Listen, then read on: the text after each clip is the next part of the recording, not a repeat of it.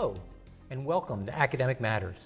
I'm Joe Marbach, Provost at Salle University and Chief Academic Officer. Today, I'm joined by Dean Paul Brazina of the School of Business. Paul, welcome to the program. Joe, thank you for having me on. This is quite an experience. Well, it's a real great pleasure. Paul, for some of the viewers who may not be familiar with you, could you give them a little bit of your background and how you came to LaSalle and why you've chosen to stay for as long as you have? You know, it's interesting. We never know where our careers go. And I've been at LaSalle for 38 years. And 38 years ago, I was a practicing CPA, practitioner, working for a large international CPA firm, and always had a desire to teach.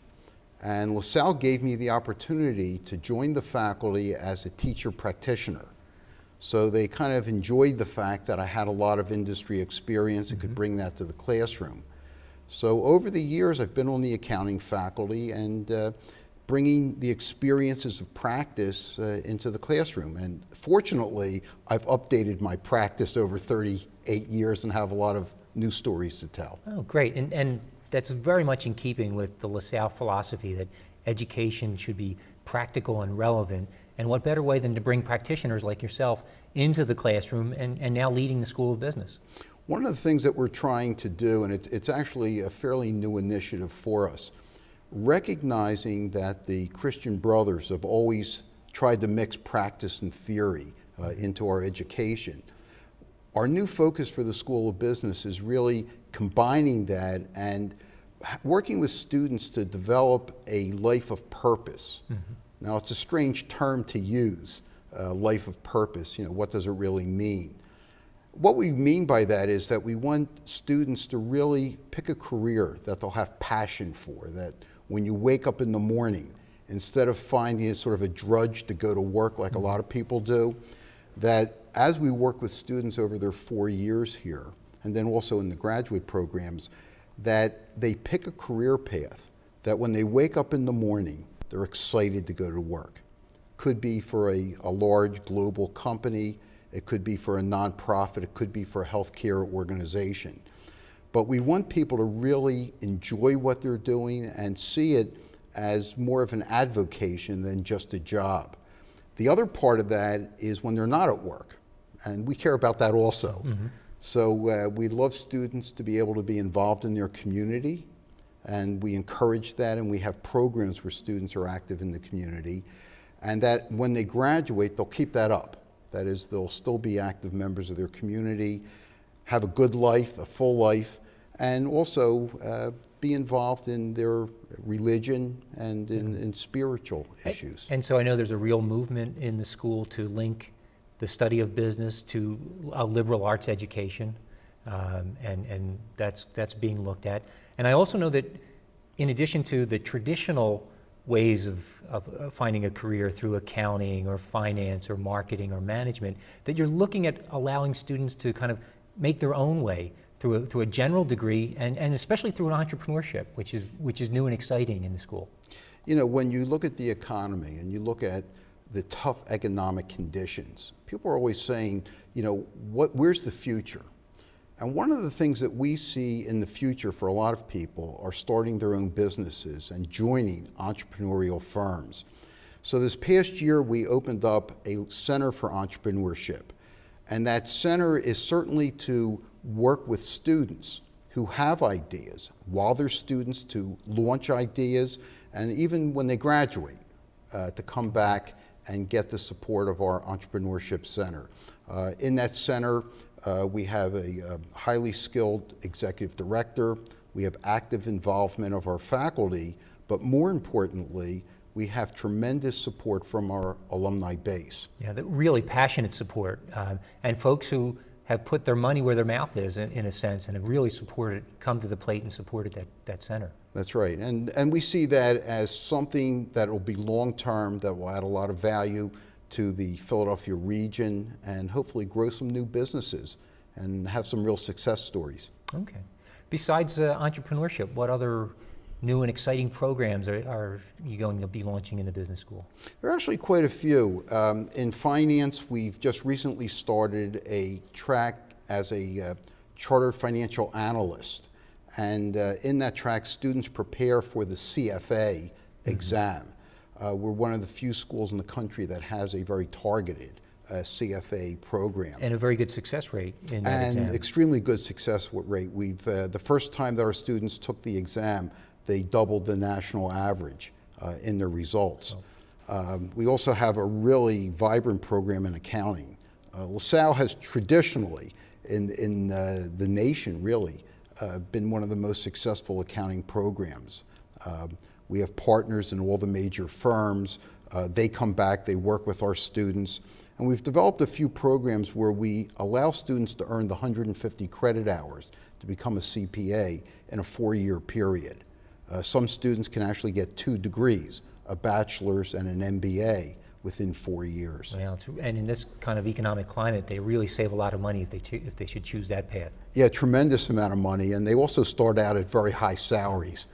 So the students are happy, and even more important, the parents seem to be really delighted. Right. Now, I know you're looking at some new ways of approaching marketing with a sales program and considering some changes to how we teach management.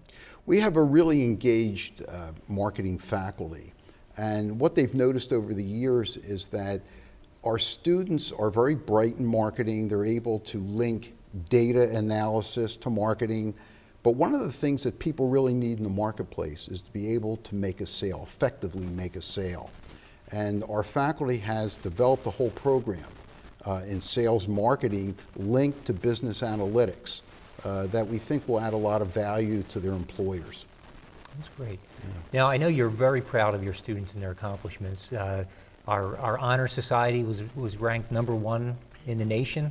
Maybe you can tell us a little bit about that and also about some of the co-op programs you've got going on. Well, LaSalle's accredited by AACSB, which is an international accreditation. There's only about 600 schools in the world that have this level of accreditation. And AACSB has an honor society called Beta Gamma Sigma. And last year we were selected the #1 chapter out of all 600 chapters, which was quite an honor. Yeah. And I wish I could say I had a lot to do with it, but it's really our students and faculty that did that.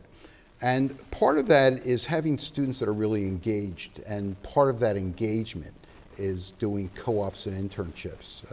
We have a highly rated Business Scholars co-op program, and this year we're rolling it out to a larger audience.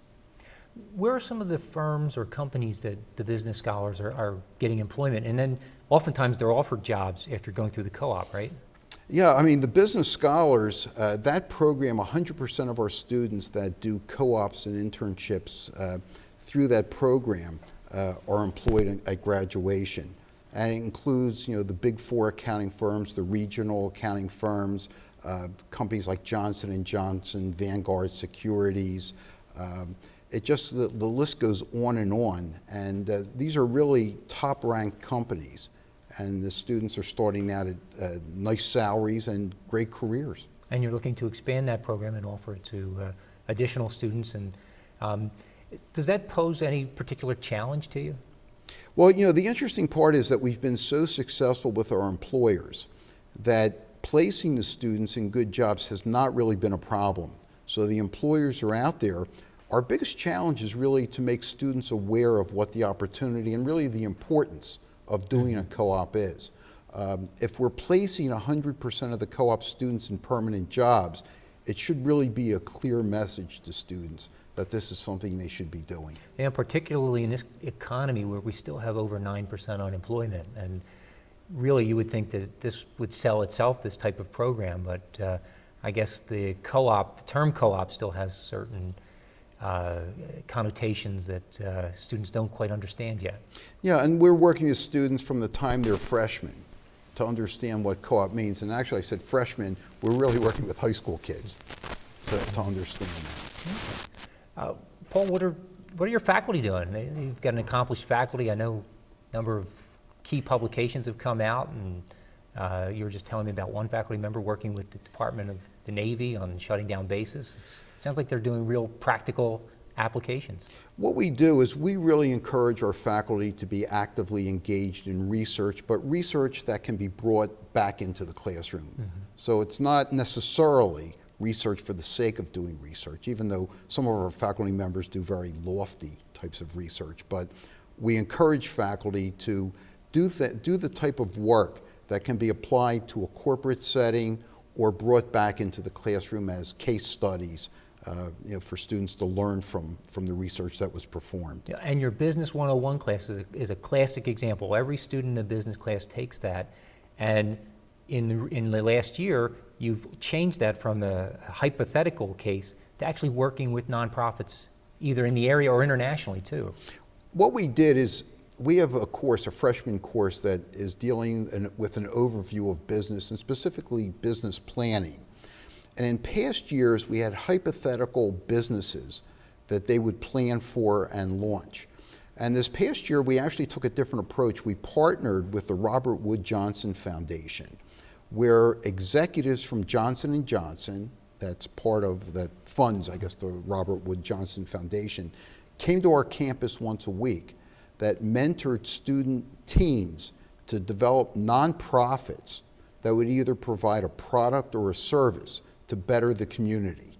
And students, these are freshmen, would develop these neat little businesses and then present them to a panel of executives. Yeah, and so it's really tying that theoretical back to the real world or the practical and demonstrating how we learn by doing in many ways. That's right. And students, when they do that, when they actually have to put a business together, they get an appreciation for what does accounting really do? What is finance? What is marketing? What's the importance of marketing and developing a marketing plan? And it's kind of exciting to see these pieces come together and the students that get excited about what a career in business would be. I mean, the thing that's interesting, Joe, is that, people look at business and they think it's a very complex specialty that's off by itself. But the truth is, almost everything is business. Everything turns out to be business at some point. And what we want to do is let students know that there are traditional majors, but there are a lot of options for careers. And you can take these traditional majors and then do almost anything that you really desire to do. Yeah, I think what's the cliche, 50% of the jobs that will exist 10 years from now haven't even been thought of yet or created. That's right, and that's the whole goal. And the goal is to have students that are flexible, that can go out and see opportunities and take some really solid skills and apply that to new situations. Okay, thank you, Paul. I think we're just about out of time. I want to thank you for coming in and telling us about the school. It sounds like there's a lot going on. I hope you'll be able to come back sometime next semester perhaps and tell us more about what developments have been going on. Oh, I'd love to. Thank you. Thank you, Joe. My guest has been Dean Paul Brazina of the School of Business. Coming up, I'll be talking with Ed McManness, who's the director of the International Institute at LaSalle University.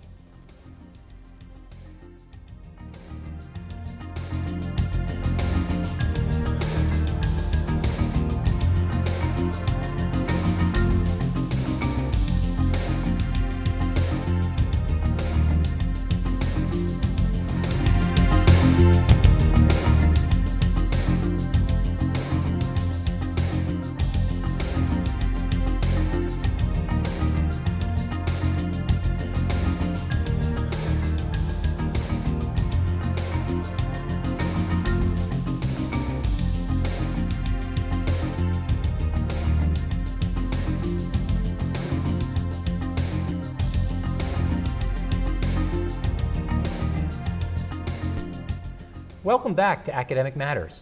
I'm Joe Marbach, Provost at LaSalle University. In this segment, I'm joined by Ed McManness, the Director of the International Institute. Ed, welcome to the program. Thank you. Thanks for having me. Now, Ed, you're relatively new to LaSalle, so perhaps you could tell us a little bit about your background, what you've been doing, and then why you were attracted to LaSalle in the first place. Sure.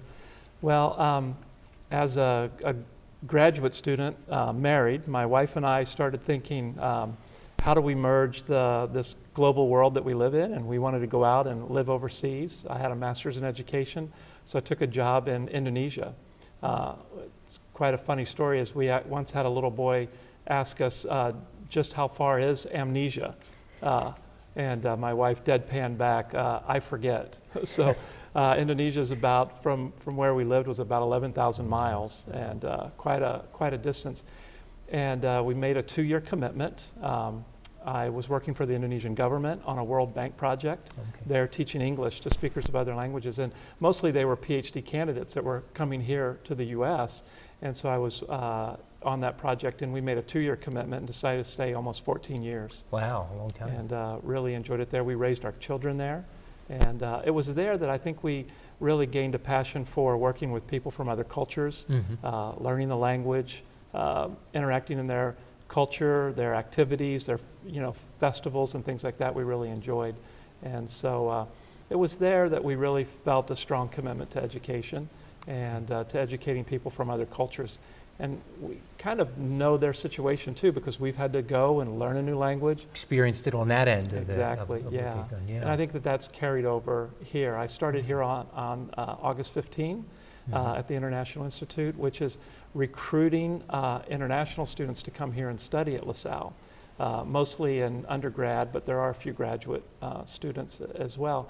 And we're using that for to help them with their English proficiency. They have the academic skills, but they don't have the English language. Right. And so we're working with them. And so that's often a challenge to foreign students, that they have to be able to try to fit in and also catch up with the language component. And you're really the founding director of this institute, so you're setting it up for what it will be. And perhaps you can tell us a little bit about your vision. What do you see the institute doing, and how big can it get? Well, one of the realities of LaSalle is that less than 1% of their student population are internationals. And the president's team has the mandate in their strategic plan to have 10%, as you know, 10% of the student body as international students. And so I would like to grow that as large as we could handle here. With the economic times we're in, it's going to be more difficult for people from other countries to afford school here in the U.S., so we've got to make it affordable, and so that's one of my big tasks. How do we do it, make it affordable for them as internationals, but also one of the strategies is to recruit residents, maybe immigrants that live here in the Philadelphia area, who would like a university degree, but they don't have the English. And so that's part of the vision as well. We'll also be offering evening classes in the near future for people who work during the day. And we've had some inquiries about that, is because they can't study during the day when our normal international students, as day students are. Right, so you need to reach out to some non-traditional students. Yes. And I think it's a tremendous service. We know that in the recent census data that has come out, that it's been the immigrant population that's really kind of bolstered the population in the city of Philadelphia. Yes. Do you have any particular target markets that you'd be looking at? Well, we've identified about 8 countries that we'd like to work with for the university, and that's mostly working with recruiters who would be bringing students here. And starting in the Far East, we thought of China, Japan, Indonesia, and Korea. Also, India would be a large group that we would recruit from, but they obviously are already know English, but they want to study here at the university. And then we would look at places like Turkey, the Middle East, and then Latin America as well. Okay, and Latin America offers a particular appeal because of the large number of Christian Brothers schools that populate it. I believe we have Christian Brothers in 82 countries, serving nearly 1 million young people. So it's a big audience that we'd like to tap into at some point. Yeah, and that commitment to education, I think, is part of the LaSallian tradition, and people identify that, and that's what attracted me to come here, being an educator and wanting to, to do something in the area of international education. And so I've begun contacting some of the Catholic high schools here in the U.S. where LaSalle has relationship, because they have immigrants that are studying, and they have ESL programs at the high school level. And we're also looking at ways that we can connect with some of the networks outside of the U.S. as well. Are there particular local immigrant populations that we might serve, Korean, Chinese, Japanese? Yes, well, mostly Vietnamese that I've had contact with. There's a large Iraqi population also here, Indonesian population. There's a great, in the southern part of Philadelphia, my family was just at an Indonesian restaurant and had wonderful food. So there's a lot of opportunities. It's authentic Indonesian. Very authentic, okay. yeah. Oh, great.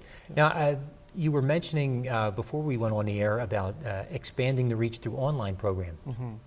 What do you have in mind? Yeah.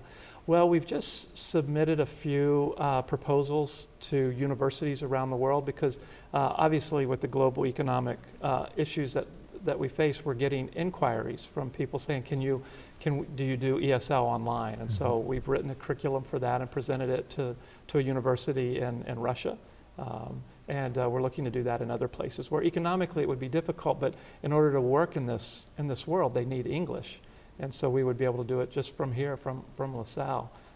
We don't have, holograms and things like that yet, but we'll just, use a camera or Skype and use some of the technology here at the university to offer English to students in universities around the world. Right, and we do have a history of these types of programs. Busca comes to mind, which targets Latino students. Yes. And I would imagine that's another target population that would benefit tremendously.